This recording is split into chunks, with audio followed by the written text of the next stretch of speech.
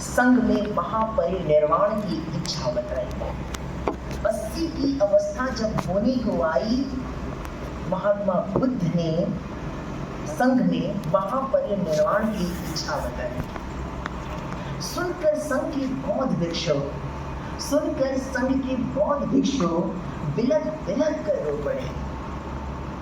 सुनकर संघ के बौद्ध भिक्षु बिलख बिलख कर रो पड़े। शाल पेड़ की ओट लिए रोते प्रिय शिष्य आनंद की ओर बुद्धि चल पड़े। शाल पेड़ की ओट लिए रोते प्रिय शिष्य आनंद की ओर चल पड़े। करुणा, अहिंसा, ध्यान, महत्व का पाठ पुनः आनंद को बता पड़े। जीवन मृत्यु के शाश्वत सत्य का बौद्ध भिक्षुओं को दोहराया। अपने उपदेशों को, अष्टांगिक मार्गों को पुनः बौद्ध भिक्षु समक्ष बतलाया। प्रिय शिष्य आनंद से समस्त महाजनपदों में महापरिनिर्वाण का संदेशा भिजवाया। संदेशा पाते ही प्रथमतः वैशाली के जन व्याकुल हो उठे। उस समय 16 महाजनपद थे और 16 महाजनपदों में जिस समय महात्मा बुद्ध ने अपनी महापरिनिर्वाण की इच्छा बताई, उस समय वो वैशाली में था और वैशाली से यह संदेशा 16 महाजनपदों में जाने को है। और वैशाली की जनता जैसे ही यह बात सुन रहे हैं कि आज से 90 दिन के पश्चात महात्मा बुद्ध महापरिनिर्वाण लेंगे, वैशाली के जन व्याकुल हो उठे, क्योंकि 16 महाजनपदों में सबसे प्यारा महाजनपद महात्मा बुद्ध को वैशाली लगा, क्योंकि वैशाली महाजनपद महात्मा बुद्ध की कर्म भूमि रही।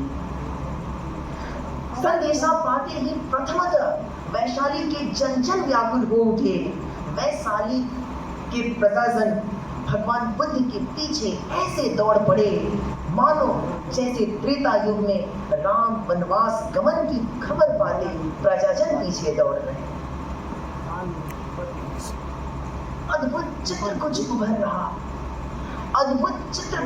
रहा, लगता ही नहीं कलयुग का दृश्य चल रहा। अद्भुत चित्र कुछ उभर रहा, लगता ही नहीं कलयुग का दृश्य चल रहा। बुद्ध ने वैशाली की जनता को अपने पीछे आते देख केसरिया में अपना अंतिम उपदेश सुनाया। बुद्ध ने वैशाली की जनता को अपने पीछे आते देख केसरिया में अपना अंतिम उपदेश सुनाया। वही प्रजाजन को सांसारिक कष्टों से मुक्ति पाने का पुनः आस्थांगिक मार्ग बतलाया। दिया मोह का पुनः उदाहरण। ये जो प्रजाजन और महात्मा बुद्ध के बीच में जो मोह है, जो आसक्ति है, जिसके कारण वे पीछे दौड़ रहे हैं, तो दिया मोह का पुनः उदाहरण ये सांसारिक कष्टों का सबसे बड़ा कारण। दिया मोह का पुनः उदाहरण ये सांसारिक कष्टों का सबसे बड़ा कारण। ऐसे अधीर तुम अगर हो जाओगे, अपने कष्टों का निवारण कैसे तुम कर पाओगे?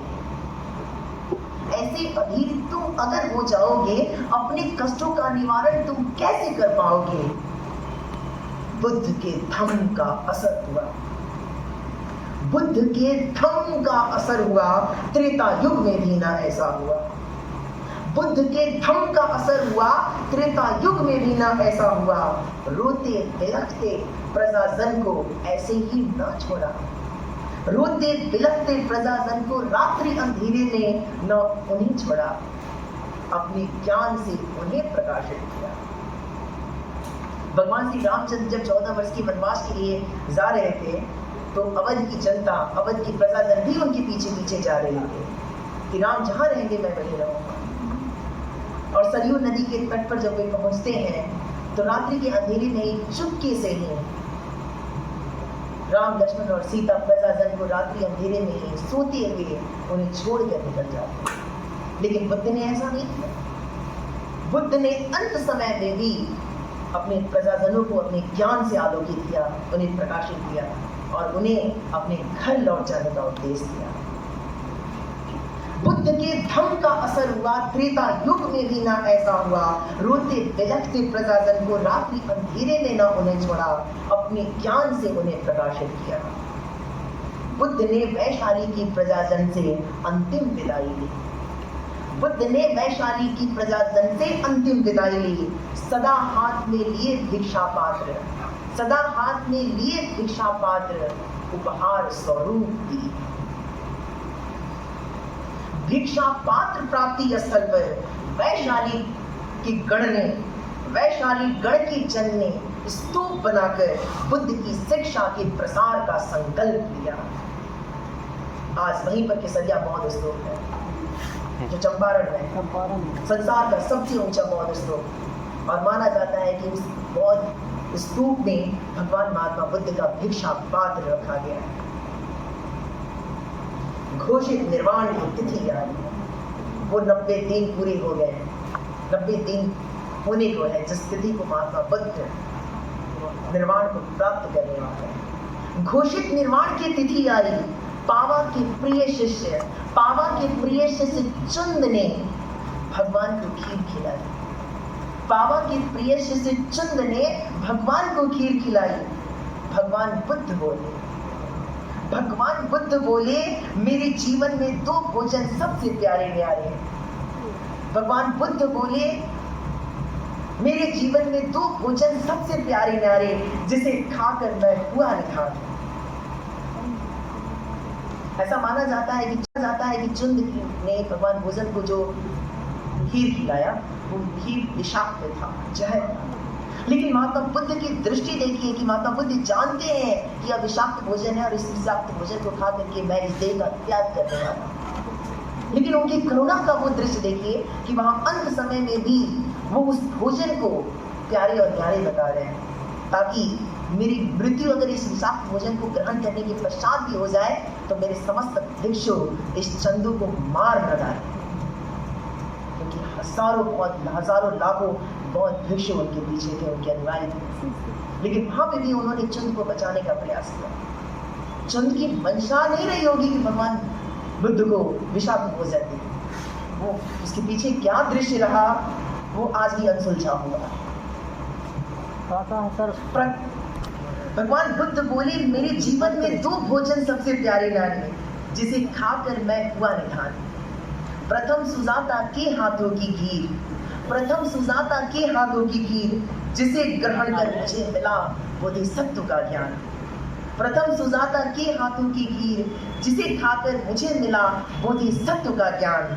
दूजा चंदू के हाथों की खीर, जिसे खाकर मुझे मिलने को है महापरिनिर्वाण, जिसे मुझे मिलने को है महापरिनिर्वाण।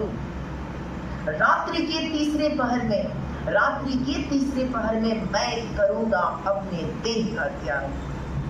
रात्रि के तीसरे पहर में मैं करूंगा अपने देह का त्याग। महाकश्यप के हाथों ही हो मेरे अंतिम संस्कार। ये थे बुद्ध के अंतिम वचन। तय पहर में भगवान बुद्ध ने किया अपने प्राण का त्याग। तय पहर में भगवान बुद्ध ने किया अपने प्राण का त्याग। उनके अंतिम संस्कार में चमत्कार कुछ हुए ऐसे, उनके अंतिम संस्कार में चमत्कार कुछ हुए ऐसे, मानो बुद्ध भगवान रूप में आए थे जैसे, मानो बुद्ध भगवान रूप में आए थे जैसे।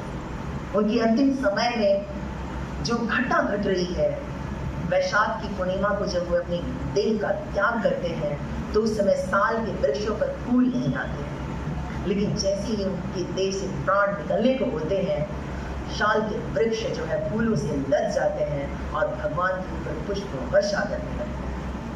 इस दृश्य को आरेखित करते हुए मैंने लिखा है कि उनके अंतिम संस्कार में हुए चमत्कार कुछ ऐसे, मानो बुद्ध भगवान रूप में आए थे जैसे, मानो बुद्ध भगवान रूप में आए थे जैसे।